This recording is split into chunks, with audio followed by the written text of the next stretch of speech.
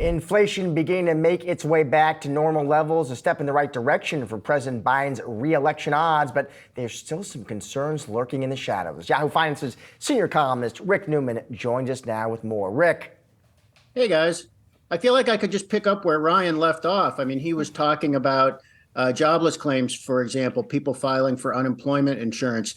There was a jump in that number this week. That definitely got economists' attention. I mean, the old saying is one number doesn't make a trend, but compare that with some other things we know. We've seen a big decline in the number of job openings, still higher than before COVID, but that's been coming down a lot. And anecdotally, you're hearing a lot of the retail chains, Walmart, Target, Walgreens, say they're lowering prices, which is a good thing. But the reason they're doing it is that people are just not spending money anymore. At the same time, we know the so-called excess savings that people put in the bank during COVID, that is basically all gone. So I mean, this is, one of those sort of softening scenarios. I'm not ringing recession bells here, but I'm watching a lot of economists who say this bears watching. This could be the labor market slowdown that many have been anticipating for some time.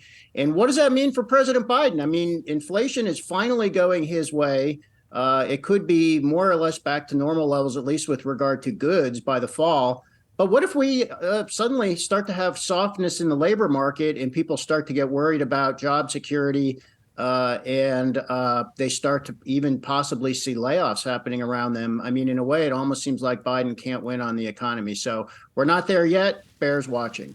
Well, Rick, and let's talk a little bit more about how the White House is framing this right now that we have these latest inflation numbers. I'm curious, this has been the problem all along from the perspective of the White House, I guess, is that people are not really accepting that the economy is doing okay. Now, if it's going to be doing a little bit worse, that makes their job even harder. Exactly right. And I guess the way I would phrase it, Julie, is there aren't enough people, not enough Americans think the economy is doing okay. I mean, there certainly are plenty of people who are doing okay. I mean, anybody with a stock market portfolio, which according to Gallup is like 60% of Americans, they're watching their nest egg go up in value. If you're lucky enough to own a home for the last few years, you probably refinanced your mortgage at around 3%. So a lot of those people are doing okay. It's just not enough for Biden. And that's why he consistently lags Trump when it comes to approval on the economy and why his overall approval is just so weak. So, Biden basically has the same line when he talks about the economy. He brags about everything that's going right, record number of jobs created under his presidency. That is accurate.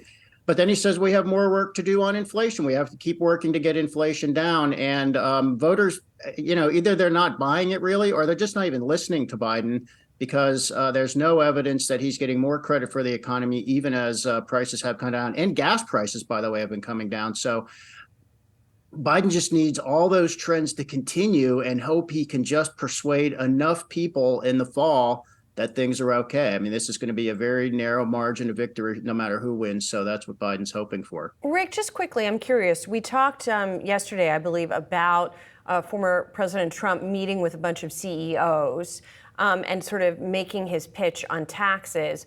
We did hear some news on Biden's tax plans this week.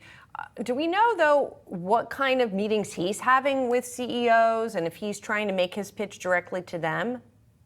I think what Biden is trying to do is basically be presidential. I mean, this is what an incumbent president is supposed to do to get reelected.